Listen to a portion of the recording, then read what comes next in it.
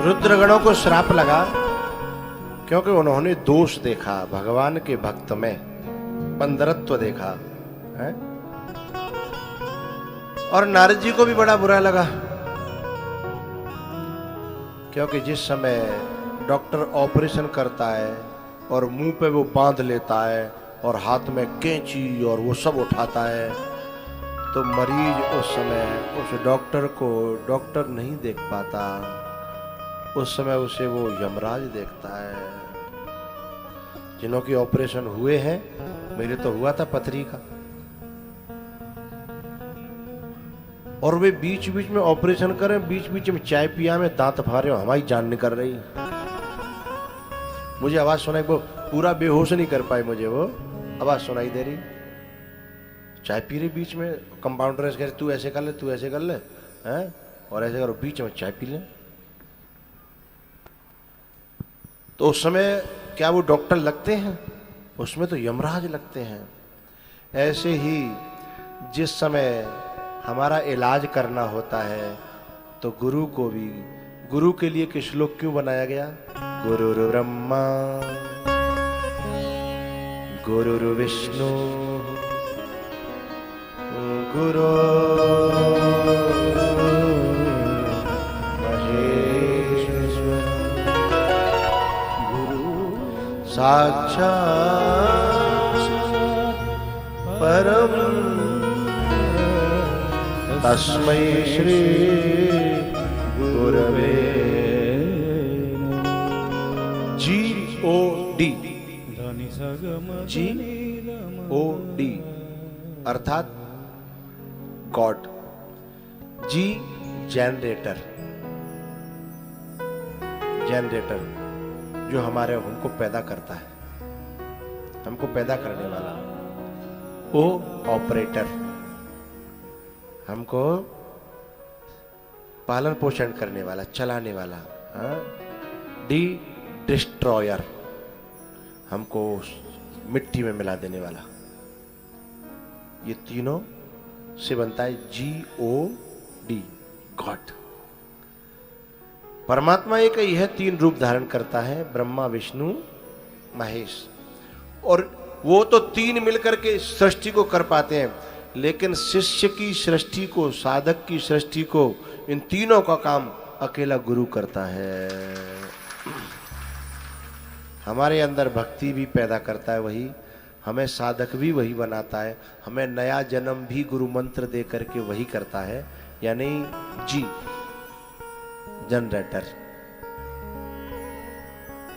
फिर हमारी साधना को बचाए रखना, हमें दुनिया से बचाए रखना है, हमारा पालन पोषण करना, ऑपरेटर ओ। फिर हमारे अंदर जो खरपतवार है, अहंकार है, बुराइयां है, ये सब जो है इसको नष्ट करने वाला, डी बोलो डिस्ट्रॉयर है।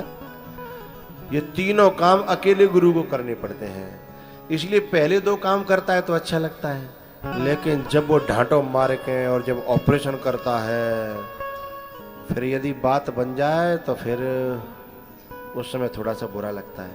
और उस बुरे लगने में फिर वो अच्छा तो लगेगा बाद में, जब ऑपरेशन सफल हो जाएगा, फिर उसे पता लगेगा कि मेरा रोग खत्म हो गया, फिर वो स्वस्थ हो जाएगा, फिर कहेगा, डॉक्टर कहता तब तो तू गाली दे रहा था। बोले तब तो गाली क्या, मैं खुले होते ना हाथ तो जाने क्या कर देता है, तुम कैंची चला रहे थे। अच्छा ऐसा होता कब, जब विकारों से व्यक्ति एक में एक हो जाता है, एक में एक। विकार अलग है और हम विकारों से अलग हैं, लेकिन विकार जब हम में घुस जाते हैं, एक में एक हो जाते हैं, तो कैंची से काट काट करके विकारों को निकाला जाता है? उस समय थोड़ा दर्द होता है एक में एक होने के बाद। लेकिन जो व्यक्ति ये कन्फर्म रखेगा दिमाग में कि ये पहले भी मेरे में नहीं था और अभी भी मैं चाहता नहीं हूं, निकल जाए तो बढ़िया, थोड़ा कष्ट होगा, तो अपने को और अपने विकारों को अलग अलग देखेगा तो कष्ट होगा ही नहीं, कष्ट नहीं होगा। लेकिन हम एक में एक देख लेते हैं। गुरु हमारे विकारों पर चोट करता है और हमें लगता है कि चोट हमारे ऊपर हो रही है, लेकिन चोट हमारे ऊपर नहीं होती, हमको तो बचाना चाहता है ना। तो नारद जी महाराज थोड़े क्रोध में आए और उन्होंने जो है कहा कि ये मेरे साथ भगवान ने किया, क्योंकि भगवान स्वयं आए स्वयंवर में और विश्व मोहिनी ने माला डाल दी और उन्हीं के सामने, आंकड़े के सामने खेल हो गया। तो बुद्धि तो खराब होगी ना कि मैंने मांगा था अपने लिए ये विवाह है। एक मैंने वीडियो देखी थी, शॉर्ट वीडियो। क्या देखी?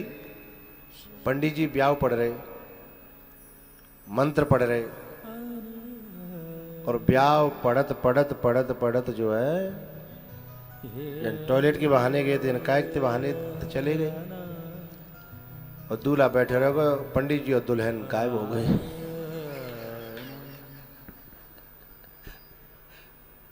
पंडित जी और दुल्हन, यानी बिचौलिया जो था, जो संबंध जुड़ाना चाह रहे थे जिसके साथ में, वो बेचारा बैठा का, जब बहुत देर रह गई पंडित जी नहीं आए और वो जो फेरों पे बैठी थी वो भी नहीं आई, चली गई टॉयलेट के बहाने।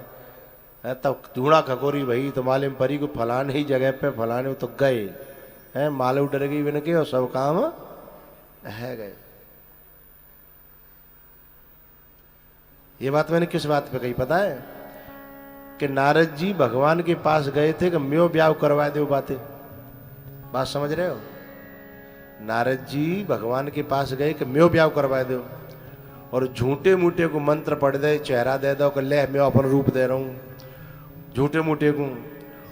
और नारद जी को ब्याह न भयो, मई जाए कि स्वयं गए और अपनी माला डरवाए कि भाई के सामने और झट चले आए। तो अब क्या होगा? जो मैं कह रहा हूँ भाई जैसा तो है गो। पंडित जी ब्याह करा रहे, मंत्र पढ़ रहे फलाने के लिए और ब्याह है गो अपने संग। अब गुस्सा आवेगी कि नहीं आवेगी? है फिर तगड़ी गुस्सा आई। सोई जो है नारद जी ने पहले तो अपना मुंह देखा। अच्छा, मुंह जो है ना, नारद जी ने जैसे कहा था रुद्रगणों ने वैसे नहीं देखा। उन्होंने कहा था कि शीशे में, दर्पण में मुंह देखो, लेकिन उन्होंने सरोवर में देख लिया। अच्छा, मुंह सही कब दिखाई देगा? कि दर्पण हिलता न हो, स्थिर हो और हम भी स्थिर हो तो सही चेहरा दिखाई देगा। अब जब नारद जी ने जब चेहरा देखा तो जल भी स्थिर नहीं था और खुद नारद जी भी स्थिर नहीं थे। तो फिर खराब दिखेगा कि नहीं दिखेगा? बात समझ में आती नहीं है तुम्हारे? जब समझ में आया करे तो फिर जोरदार रिस्पॉन्स दिया करो ना। यदि हम स्वयं अशांत हैं, स्थिर नहीं है, और जिसमें मुंह देख रहे हैं वह भी स्थिर नहीं है। ये जो कथा है ना, ये दर्पण है, कथा दर्पण है। लेकिन कथा स्वयं यदि स्थिर न हो, यानी कथा कहने वाला स्वयं अशांत हो और उसकी कथा भी रजोगुणी हो, तमोगुणी हो, मतलब कथा के भाव से और वास्तविकता से लेना देना न हो, केवल कथा में वामन भगवान बनाए जाएं, फिर बिन की पूजा हो, फिर रुक्मिणी बनाई जाए, फिर बिन की पूजा हो, फिर सुदामा जी बना के बिन कमंडल ले जाके पूरी जनता में घुमा जाकर चढ़ाओ, है तो कथा तमोगुणी हो जाएगी, कथा रजोगुणी हो जाएगी। फिर रजोगुणी कथा, जो कथा स्वयं में शांत नहीं है, कथा दर्पण है, कथा व्यक्ति का चेहरा दिखाती है, कथा हमको हमारा स्तर दिखाती है कि हम ऐसे हैं, हम ऐसे हैं। हमें कथा में बैठ के पता चलता है अरे हम ऐसे हैं, बुराई भी समझ में आती है और अपनी भलाई भी। दर्पण क्या करता है? यही तो दिखाता है, हमारी भलाई भी दिखाता है, हमारी बुराई भी दिखाता है। लेकिन दर्पण स्थिर हो, दर्पण साफ सुथरा हो। इसलिए गोस्वामी जी ने सबसे पहले दोहा बोला, क्या? निज मन मुकुर सुधार। शुरू से कैसे दुआ? श्री गुरु चरण सरोज निज मन मुकुर सुधार। मुकुर माने जानते हो? दर्पण। निज मन मुकुर सुधार। तो दर्पण कैसा होना चाहिए? स्थिर प्लस साफ सुथरा, है ना? यदि वहां पर कछु गंदगी जमी हो है तो फिर हमें अपना मुंह सही सही दिखाई नहीं देगा है?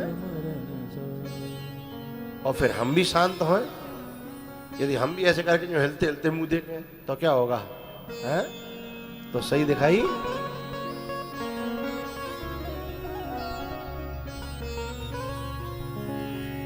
नहीं। हिला हिला के माताएं तो मुंह देखती हैं अपना, पर कम से कम स्पीड तो कम होती है। इधर हिलाएंगे तो इधर देखेंगे, ऐसे ऐसे नहीं लाएंगे, ऐसे लाएंगे या धीमे धीमे धीमे धीमे, है ना।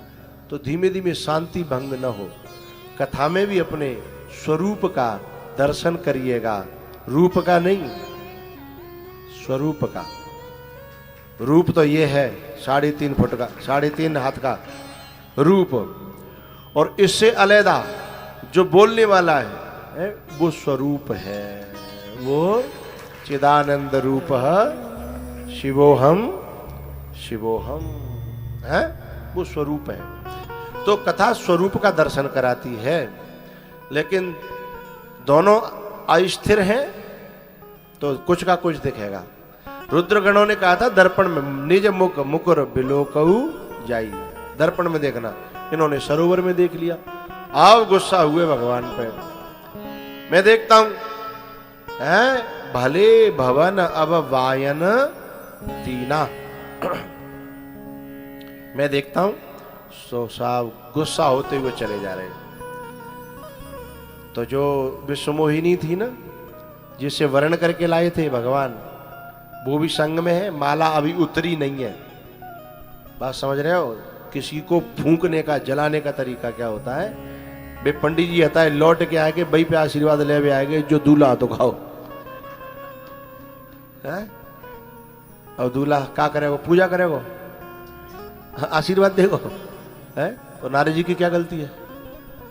नारद जी की गलती कोई बताए तो सही है। बई के सामने आके बोले, नारद जी कहाँ जा रहे हो? अचानक प्रकट होकर के है, और बस संग में लेके और आए, फूंकवे के लिए संग में लेके।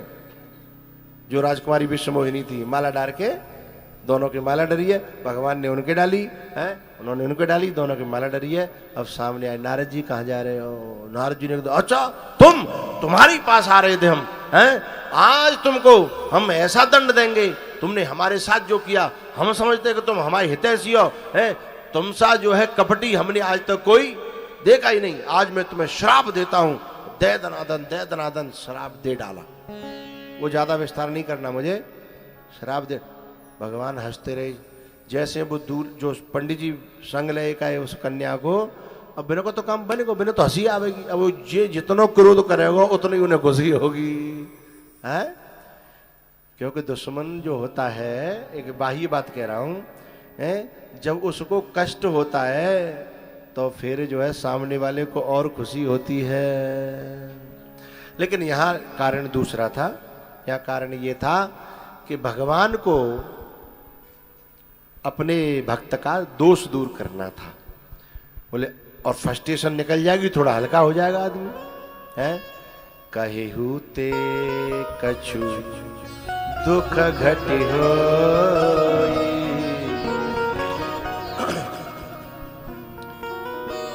ये किसी में एक पति पत्नी बैठे हैं, मुझे याद नहीं रहा, मेरे पक्के भक्त हैं, उन्होंने कभी मैंने लड़ाई नहीं देखी, पूरे जीवन हो गया कभी लड़ाई नहीं हुई। मैंने कि भाई ऐसा कैसे हो सकता है कि पति और पत्नी हो और फिर लड़ाई ना हो? एक जगह जो है ना, एक होटल में पति पत्नी जो है हरिद्वार में आए, होटल में कमरा लेना चाहते थे। तो उसने बोला कि आधार कार्ड दिखाइए। उसने अपना आधार कार्ड दिखाया पति ने। उसने फिर कहा कि साहब ये कौन है आपके साथ? बोले मेरी पत्नी है। बोले इनका वो दिखाइए, आधार कार्ड दिखाइए, और आपकी पत्नी है कन्फर्म, इस बात का सबूत दिखाइए। हैं? तो भैया शादी का कार्ड तो है नहीं, हम तुम्हें कैसे बताएं? क्योंकि हरिद्वार में लोग ऐसे वैसों को रूम देते नहीं है, क्योंकि यहाँ भोगी विलासी भी आते हैं। तो उन्होंने कहा नहीं, पत्नी होगी तो दे देंगे। तो उन्होंने कहा भैया वो सबूत तो हमारे पास नहीं है, कुछ कार्ड ही नहीं है। कार्ड तो इतने में तो बाकी पत्नी वहां पे टूट के पड़ी है। तुमसे लाख बार कहा है कि कागज सब लेके चला करो, यूं करो त्यों करो, बाकी झाम उतार दी। सो होटल बाबू बोले अंदर चले जाइए, पक्का हो गया।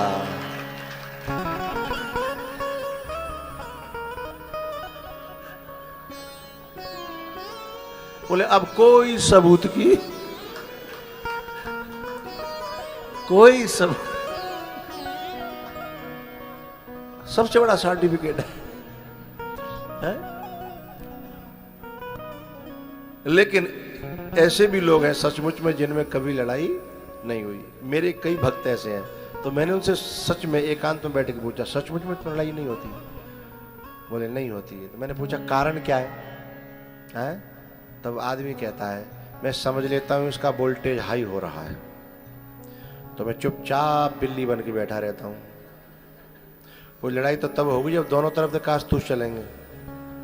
जब एक तरफ से कारतूस चलते हैं, भड़ास निकल जाती है, उसके बाद फिर खुद ही कहती है बाद में आकर के, सॉरी कुछ ज्यादा नहीं कह दिया ना मैंने, क्षमा करना, सॉरी। मैंने ये तरीका तुम्हारे पास बहुत अच्छा है भाई। बोले इसको सबको बांटो ना। बोले हमको सहन नहीं होगा, सबको यहाँ शांति हो जाएगी। तो बोले ऐसे कैसे हम सहन कर सकते हैं, हम चाहते हमारे यहाँ रहे। मैंने पत्नी से पूछा, मैंने कि तुम पे ये कभी गुस्सा नहीं करते? बोले करते हैं पर लड़ाई नहीं होती हमारी। मैंने कहा क्यों? बोले मुझे पता चल जाता है इस समय इनका बीपी बढ़ रहा है, या तो मैं पहले ही बीपी की गोली दे देती हूँ, और बीपी भी यदि गोली से भी कंट्रोल नहीं हुआ तो मैं पहले तैयारी रखती हूँ कि अब फायरिंग होगी, है ना? तो मैं पहले से ही तैयार रहती हूँ। ये फिर खूब फायरिंग करते हैं, खूब चिल्लाते हैं, खूब गुस्सा करते हैं। फिर मैं जब कुछ नहीं बोलती ना तो फिर बाद में इनको भी बड़ा बुरा लगता है। फिर इनसे पूछो, फिर मैंने पूछा, बोले मेरे को बड़ा दुख होता है कि अपने परिवार को छोड़ के आई है, अपने माँ बाप को छोड़ के आई है, मैंने इतना बुरा भला कह दिया है। फिर मैं भले ही पति हूँ पर कान पकड़ के सॉरी करता हूँ। मुझे लगता है तुम लोगों में कुछ उपाय सीख रहे हैं। अरे अपनों के सामने छोटे बनने में क्या जाता है? अपनों के सामने छोटे बनने में क्या? ये लड़ाई तो बड़े बनने में ही होती है ना। लड़ाई बनने, सती की लड़ाई क्यों होती थी? मैं छोटे मोटे बाप की हूं क्या? दक्ष की बेटी हूं जो देवताओं पे भी शासन करता है। इस अहंकार को लेकर के लड़ाई हो गई। तो फस्टेशन, अच्छा फस्टेशन को जो जानता है निकलवाना। अच्छा बहुत सी माता, बहुत से परिवार ऐसे होते हैं कि उनमें इसी बात की लड़ाई रहती है कि पत्नी केवल ये कहती है कि गुरुजी मैं इनसे कुछ नहीं मांग रही, मैंने कभी सोना नहीं मांगा, चांदी नहीं, कुछ नहीं, ये मेरी बात सुन तो लिया करें, ये मेरी बात सुन तो लिया करें। मैंने कि भाई सुन लिया कर, इसमें क्या बुराई है? बोले आपको नहीं पता, शुरू हो गई तो क्या क्या सुनाएगी। बोले मेरे अंदर भी इतनी सहन शक्ति नहीं है, शुरू हो गई तो। लेकिन यदि एक व्यक्ति में इतनी सहन शक्ति हो, केवल सुन ले, तो नारी सुनने मात्र से संतुष्ट हो जाती है, सुनाने मात्र से संतुष्ट हो जाती है कि चलो इन्होंने मेरी बात सुन ली, कर पाओ या न कर पाओ। एक आदमी कह रहा था अपने मित्र से, यार बड़ा परेशान हूं मैं, मेरी घरवाली है ना रोज 2000 रुपये मांगती है रोज, और मैं मुश्किल से 3-4 हजार रुपये दिन के कमा पाता हूं और रोज 2000 रुपये मांगती है। बोले यार ये तो बड़ी बात है कि रोज के 2000 रुपये। तो बोले रोज 2000 रुपये मांगती है तो करती क्या है? बोले ये तो तब मालूम पड़ेगा जब मैं कभी दूंगा। बोले ये तो तब मालूम पड़ेगा जब मैं कभी उसे दूंगा। यार तुम भी बहुत बड़े वाले हो।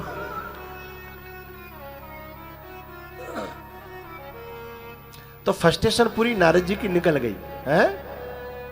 तब फिर भगवान ने, अच्छा जब बहुत ज्यादा कह दिया ना, भगवान एक शब्द बोले ही नहीं, सुनते रहे सुनते रहे सुनते रहे। ये सुनना भी बहुत बड़ा गुण है, सुनना भी बहुत बड़ा गुण है। जिसमें आ जाता है ना वो कभी हारता नहीं है, वो हमेशा जीतता है? लेकिन हम सुनना कम सुनाना ये मेरे स्टाफ के लोग हैं ना, ये आपस में बात करेंगे तो मैं सुनता हूँ बड़े ध्यान से। एक बात पूरी नहीं करेगा तब तक बिना सुने ही दूसरों बीच में बात है काट देगा। तो मैं कहता हूँ पूरी तो सुन लेता हूँ कम से कम। उसका कहने का आस है, सुनने का गुण जिसमें आ गया वही सुनाने वाला बन सकता है। पहले परफेक्ट सुनो है, फिर परफेक्ट सुनाओ।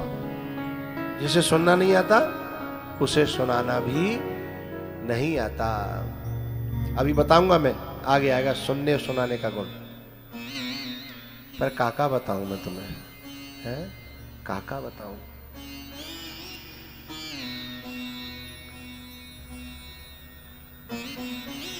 जब थक गए सुना सुनू करके और राम जी एक लफ्ज नहीं बोले, बस सुनते रहे सुनते रहे। जब थक गए ना तब महोत्तर्यो फिर भगवान ने कहा नारद जी सॉरी। बोले काहे की? बोले मुझे सॉरी अच्छी नहीं लगी। वो लगेगी अभी थोड़ी देर ठहरो। बोले मुझे तुम्हारे साथ ये नाटक करना पड़ा। बोले नाटक? बोले हाँ। बोले ये मेरी बगल में जो खड़ी है कोई कन्या वन्या नहीं है, ये कोई विश्वमोहिनी कन्या नहीं है। बोले तो ये मेरी ही माया है। बोले है? अब भगवान तो नारद जी के परम पिता है और उनकी पत्नी है माया, और उनके साथ जो है ऐसा मन बनाया तो नारद जी के मन में गिलानी। हाँ। बोले तुम्हें पढ़ने में चूक हो गई थी। इसकी रेखाओं में लिखा था कि अजर अमर की ही पत्नी बन सकती है, और तुमने सोचा कि इसको वर्ण कर लेगा वो अजर अमर। ये तुम्हारा ही तो दोष है। नारद जी बोले हाँ बात तो सही है।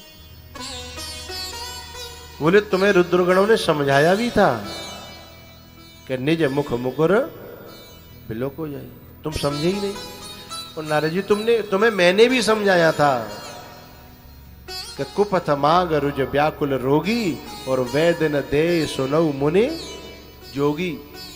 बोले तुम कुपथ मांग रहे थे, मैंने कहा मैं वैद्य हूं, तुम्हें कुपथ नहीं दूंगा। और नारद जी को अपनी गलती समझ में आने लगी। अब तो दृष्टि पलटने लगी, बात समझ में आने लगी है। अब क्या करें? नारद जी ने, भगवान ने फिर सब माया को उतारा। बोले नारद जी ये सब मुझे लीला क्यों करनी पड़ी पता है? मैं अपने भक्त में सब कुछ सहन कर सकता हूं, चाहे वो कामी हो, क्रोधी हो, लालची हो, है। पर एक बात जो है, कामी हो, क्रोधी हो, लोभी हो, लालची हो, है, इन सब बुराइयों को सहन कर सकता हूं, पर मेरे भक्त में अभिमान आ जाए ये बात मैं सहन नहीं कर सकता। तुम में अभिमान आया था, तुमने बार बार ये कहा था कि मैंने कामदेव को जीत लिया, और मैंने काम को ही नहीं, मैंने क्रोध को भी जीत लिया। क्रोध को ही नहीं, मैंने लोभ को भी जीत लिया। मैंने स्वर्ग को ठुकरा दिया।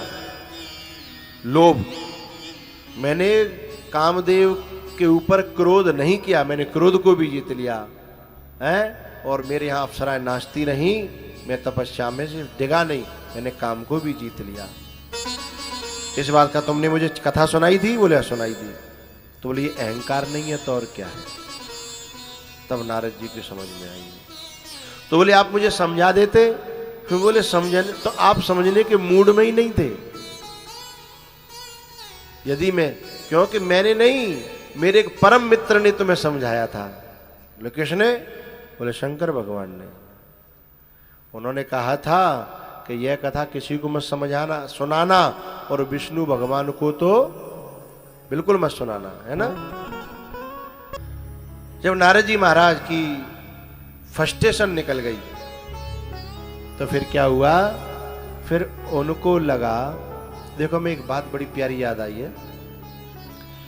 एक व्यक्ति ने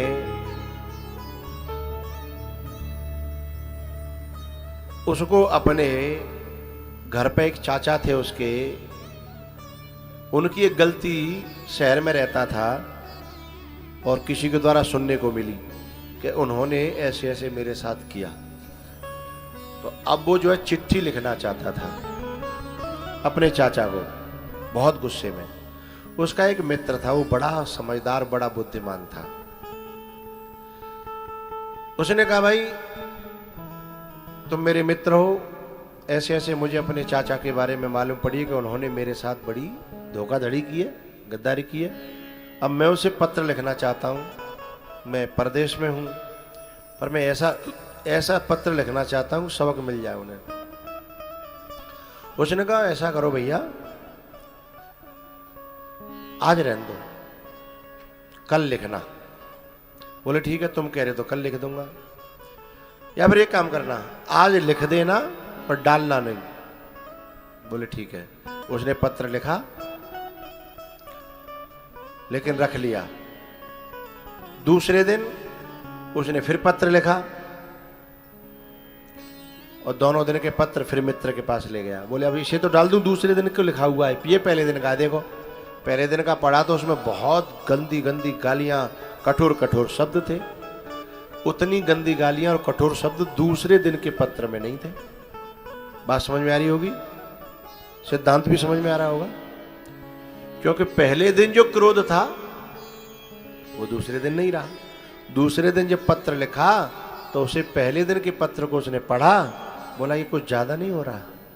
क्योंकि क्रोध का थर्मामीटर डाउन हुआ तो वे शब्द उसे खुद को ही खराब लगने लगे, बुरे लगने लगे।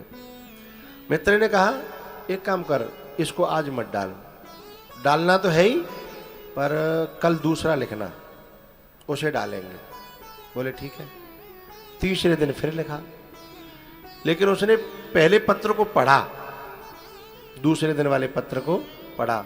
तीसरे दिन उसने कहा, यह दूसरे दिन का भी ज्यादा कुछ, अरे इतना है तो चाचा ही अपने है, तो हम भतीजे ही गोद में खेले हैं, ये छोड़ो। उसने उससे भी नरम लिखा। शॉर्टकट में कहूं, 10 दिन हो गए पत्रों को छोड़ते छोड़ते। 11वें दिन वो मित्र के पास आया। मित्र ने कहा, आज मैं और तू मिलके लिखेंगे कठोर से कठोर, और फिर डालेंगे पत्र। तब वो खुद ही कहता है, बाहर में जान दो, बिन की करनी बिन के संग, और मेरी करनी। बात समझ में आ गई होगी। हम कभी भी, हम क्रोधी नहीं है, लोभी नहीं है, लालची नहीं है, तो क्रोध हम पर स्थायी नहीं रहेगा। लेकिन डिसीजन क्रोध के समय मत लेना, वो डिसीजन गलत होता है। क्रोध को थोड़ा शांत हो जाने देना। बरसात में जब पानी घनघोर बरसे तब बरसात के पानी को पीना नहीं। जब वो वर्षा ऋतु आ जाए, वो शरद ऋतु आ जाए, पानी ठहर जाए, गंदगी जम जाए, तो उस पानी को पीना, तब पानी समझ में आएगा, फायदा करेगा, है ना। तो नारद जी महाराज जब शांत हुआ क्रोध, तो उन्हें अपने ही शब्द जो है बहुत बुरे, मैं दुर्वचन कहे बहुते, कहे मुनि पाप मिटहि किमि मेरे, मैं दुर्वचन कहे बहुते। अब कह रहे हैं कि मुझसे बड़ी गलती हो गई, क्षमा करो क्षमा करो। इसमें एक बात और बीच में मैं ये कहनी थी, वो अब कह दे रहा हूं कि जिसमें भगवान मिले थे और नारद जी से पूछा कहाँ जा रहे हो, उन्होंने कहा तुम्हारे ही पास आ रहा हूं। तब भगवान ने एक बड़ी प्यारी बात कही कि जिस रास्ते पे तुम जा रहे हो वो रास्ता मेरे पास नहीं पहुंचाता है नारद जी, ये रास्ता तो अलग है और मेरे पास आने का रास्ता अलग है। बोले कैसे? बोले मेरे पास आने का रास्ता है साधना का, उपासना का, करुणा का, दया का, प्रेम का, तितिक्षा का, सेवा का, सुमिरन का रास्ता है मेरे पास आने का।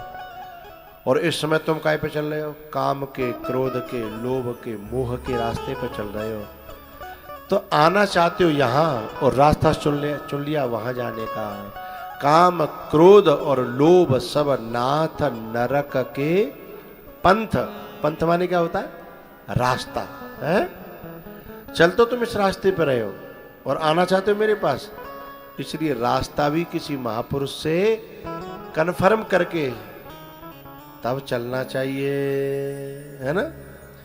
तब जो श्राप लग गया, हे पार्वती जी, इस प्रकार से एक बार तुम्हारे गुरुजी ने भगवान को श्राप, उनके श्राप के कारण भगवान को अवतार लेना पड़ा।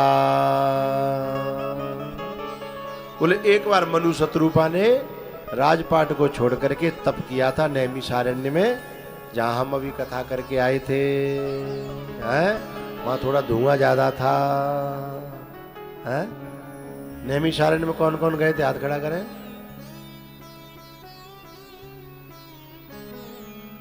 ठीक है, बधाई हो, बधाई हो, बधाई हो, बधाई हो।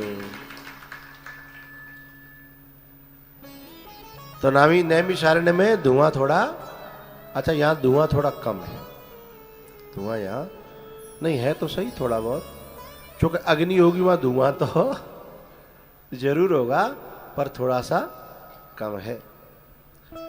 नैमिषारण्य में तो धुआं धार धुआं था, धुआं धार धुआं था, यहाँ कम है ना?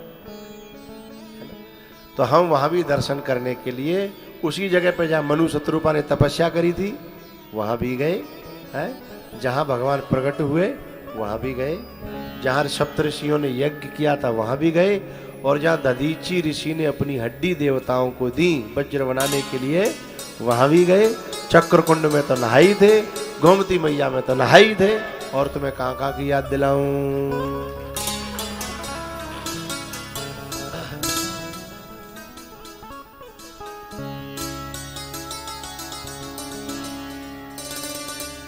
तेरा शुक्रिया है, तेरा शुक्रिया है, मुझे तूने दाता बहुत कुछ दिया है, तेरा शुक्रिया है।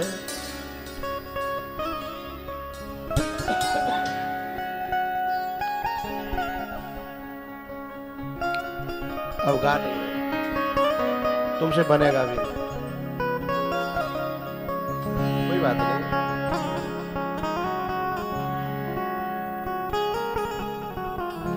भैया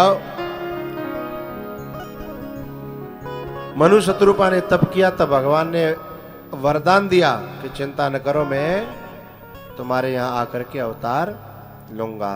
एक कारण से तब, और एक कारण तब बना जब प्रताप भानु राजा को विप्रों ने श्राप दे दिया कि जाओ तुम राक्षस बन जाओ। जब प्रताप भानु राक्षस बना, रावण बना, तो रावण के अत्याचारों से धरती परेशान हो गई। क्योंकि तीर्थ की कथा है इसलिए कथा नहीं कहूंगा, आध्यात्मिक अर्थ कहूंगा। धरती क्या है? हमारी बुद्धि। रामायण में ये बातें लिखी हैं, मैं बोलूंगा तब समझ में आएगी। हमारी बुद्धि धरती है और हृदय उसमें गहराई गड्ढा है। हृदय, बुद्धि पे जो जल गिरेगा हृदय में तब जाता है बुद्धि से स्पर्श होकर के, और बुद्धि मलिन है तो जल गंदा होके जाएगा, और बुद्धि निर्मल है तो जल निर्मल होके जाएगा। रामायण में कैसे लिखा है? सोमते भूमे थल हृदय अगाधु, वेद पुराण उदधि घन साधु। रामायण के अलावा गीता, भागवत, उपनिषद, पुराण, वेद बिना गुरु के नहीं पढ़ने चाहिए। किसी से शुद्ध कराएं, किसी गुरु से उसका अर्थ कराएं, संत से उसका अर्थ कराएं, नहीं तो अर्थ का अनर्थ कर देगी हमारी बुद्धि। ठीक है, रामायण एक ऐसा ग्रंथ है जिसे स्वयं पढ़ सकते हैं, उसमें से अर्थ का अनर्थ करने की वो गुंजाइश ही नहीं छोड़ती है। और लगातार कुछ दिन रामायण पढ़ोगे ना तो अपने अर्थों को खुद प्रकट करने लगेगी। तो तुम जब रामायण पढ़ोगे तीसरी बार, चौथी बार, पांचवी बार, तो तुम्हें लगेगा इस चौपाई का अर्थ जो है पहले नहीं पता था, जो अब के पता चला। और जब जो चौपाई तुम्हें याद हो जाएंगी और जब कथा में बुलाएगी तो ओहो, ये चौपाई तो हमने पढ़ी थी, हमको याद भी हो गई थी, सोई दिल में बल्ले बल्ले होने लगेगी। है तो गीता, रामायण, उपनिषद, इनको गुरुओं के द्वारा, क्योंकि इनमें खारापन ज्यादा है, मीठापन कम है, टीडीएस बहुत ज्यादा है। समुद्र के जल का टीडीएस इतना ज्यादा है कि हमने द्वारका में कथा करी तो गोमती में समुद्र का पानी आता है, लहर आती है और इधर से इधर लहर जाती है, संगम है वहां गोमती का और समुद्र का। तो हमने सोचा कि ये समुद्र का पानी तो है नहीं, गोमती का जल है, तो हमने सोचा आचमन कर लें, कुल्ला तो कम से कम नहा ना पा रहे तो कम से कम आए हैं तो कुल्ला तो कर लें। हमारे संग जो सब होता है, जितने आता है। द्वारका में कौन कौन थे, हाथ खड़ा करना। अच्छा, कुछ लोग हर जगह थे लगे है ना, ठीक है, बधाई हो, है बधाई हो। देखो जो गए ना भी ताली ना बजा रहे, जो बिना तो बुरा लग रहा है ना, है। तो जो गोमती का जल था, अब कुछ लोग सोच रहे हैं अगली बार ये तो छोड़ेंगे ही नहीं, पर पांडाल में ही सोच रहे हैं, घर जाके तो पता लगेगा फिर जब माया का प्रभाव पड़ेगा, है ना, जो दुनिया जकड़ लेगी। जब हमारे जो भक्त हैं उनमें कुछ लोग ज्यादा परसेंट ऐसे हैं, गंगा गए गंगादास और जमुना गए हैं जमुना दास। यहाँ होते हैं तो लगता है कि घर पर बहुत बेकार है, लेकिन यहाँ से गए, महीना भर 15 दिन गुजरे और बाकी बाद फिर घर में रम गए, फिर बोले क्या बताएं, देखेंगे लाओ, घर की उलझने बड़ी है, ऐसा वैसा है ना। तो गोमती का जल हमने जब मुंह में लिया तो भाई साहब मरे नहीं, सब कर्म है गए। कुछ लोग समझते हैं नुनुखरो है, नुनुखरो ना, जन कौन सा खरो है पता हो ना, नुनुखरो नहीं है, जन कौन सा खरो है, मुंह में देने के तुरंत बाद थूकने की पड़ी, पीना तो बड़ा मुश्किल, नहाना तो ऐसे ही वेदों का, पुराणों का, उपनिषदों का जो जल है ना, यदि सीधे सीधे मुंह में दिया ना तो हजम नहीं होगा, मुंह और खराब हो जाएगा, फिर हो सकता है कि जिंदगी में कबूबा में मोह नहीं दे, हैं? लेकिन ऐसा नहीं है। हमारे संग जो गए थे द्वारका में, बिल्कुल समुद्र के तट पे 5 कुआं थे, ऋषि मुनियों के खोदे हुए, उन्हीं में इतना मीठा पानी था, है, हम सब ने पिया था, बाल्टी पड़ी थी वो, और पानी बिल्कुल ऊपर था, पानी बिल्कुल ऊपर था और एकदम जल मीठा।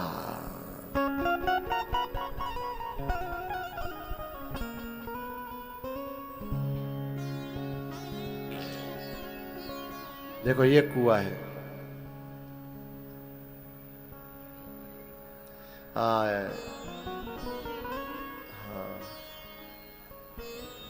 ये समुद्र के बिल्कुल किनारे है। अंगिरा ऋषि का ये पंचनद तीर्थ था। अंगिरा यानी जो जहाँ ऋषि रहते थे उन्होंने अपने अपने नाम से ये खुदवाए थे, ऐसा सुनने में आया वहां। तो वहां अच्छा, गोमती नदी में और उन कुआओं में कितने किलोमीटर का अंतर था? किलोमीटर कहाँ था, 100 मीटर भी नहीं था, है ना, बिल्कुल किनारे पे थे, 100 मीटर का अंतर नहीं था। और कितना मीठा और ठंडा जल, और नेक बगल में जाओ तो समझिएगा, ऋषि समुद्र के किनारे से भी जब पानी देगा तो तुम्हें मीठा बना करके देगा। वेद उदधे, वेद माने समुद्र, उपनिषद समुद्र है। उन्हें जब गुरु सुनाएगा तो उनमें से टीडीएस कम कर देगा, और जितना कम उतना कम कर देगा जितने की हमें जरूरत है, फिर वही पानी मीठा हो जाएगा, सुपाच्य हो जाएगा, समझ में आने लगेगा, है ना, भारी नहीं रहेगा, कड़वा तो रहेगा ही नहीं। एक बार मैंने लॉकडाउन में गीता पर प्रवचन किए ऑनलाइन यूट्यूब पर, तो कुछ लोग बाद में बोले गीता इतनी मीठी है, हमें पता ही नहीं था। बोले मैंने कहा अपने आप मुंह मत मार देना, इतनी मीठी है नहीं, बनाई गई है। इतनी मीठी है नहीं, ये तो बनाई गई है TDS कम करके, है ना।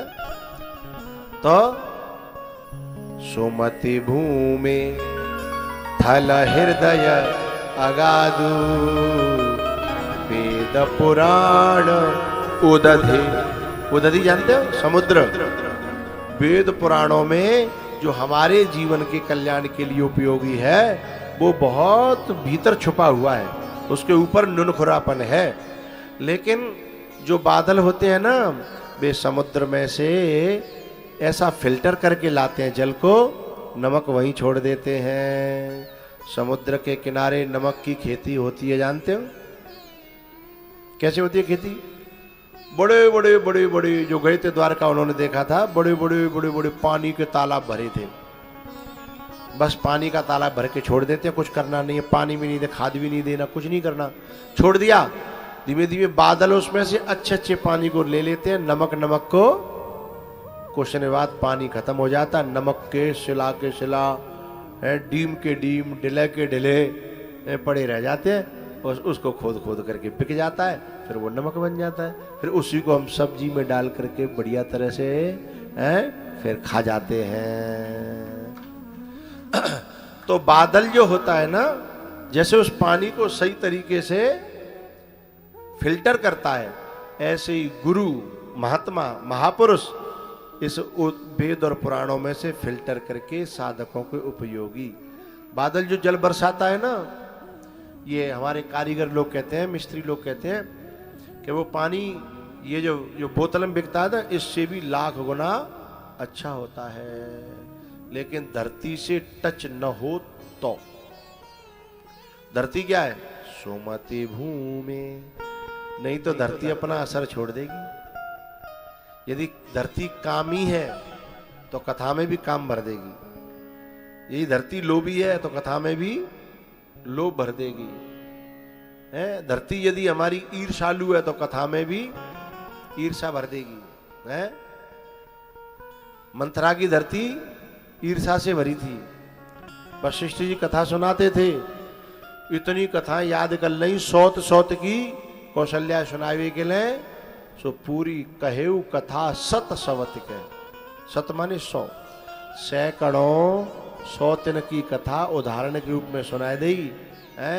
बोले सौत काऊ की सगी तो कौशल्या कैसे हो जाएगी? और कुमति का रंग छोड़ दिया ना, कलर छोड़ दिया। क्या वशिष्ठ जी ने वो कथाएं वैसे ही सुनाई थी क्या? आया ना भाई, वशिष्ठ जी की तो निर्मल बुद्धि थी ना, वहां से जल पवित्र गिरा। लेकिन यहां आकर के कैसा हो गया? गदला गदीला भूमि परत भाढ़ावर पानी, जनु जीवहि माया लपटानी, जनु जीवहि माया लपटानी। तो हमारी बुद्धि पे, हमारी बुद्धि है भूमि, लेकिन इस पे यदि रावण का राज्य हो जाए, मोह का, अहंकार का, संसार का, तो ये भूमि व्याकुल हो जाती है, दुखी हो जाती है। फिर यही भूमि व्याकुल होकर के क्या करती है? गाय का रूप धारण करती है, श्रद्धा का रूप धारण करती है, और फिर जाती है देवताओं की शरण में, यानी सद्गुण। फिर ब्रह्मा जी, फिर उसके बाद शंकर भगवान यानी सदगुरु, फिर उसके साथ में सदगुरु बताता है रास्ता। अभी मैं बता रहा था ना सुनने का गुण, बताऊंगा अब आया समय।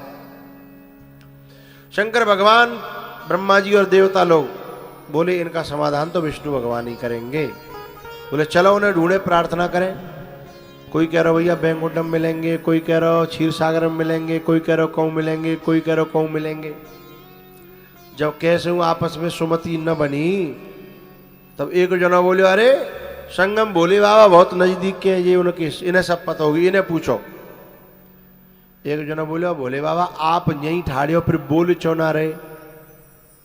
तो भोले बाबा ने कही कि तुम बोलवे को मौका दो तब तो पहले तुम पे तो 100 बताओ मिले तब बताओ। तो यहां बोलने का, जो चुप रहने का गुण जानता है ना, बोले बाबा सुनते रहे, बोले जब तक कोई पूछेगा नहीं तब तक हम बोलेंगे नहीं।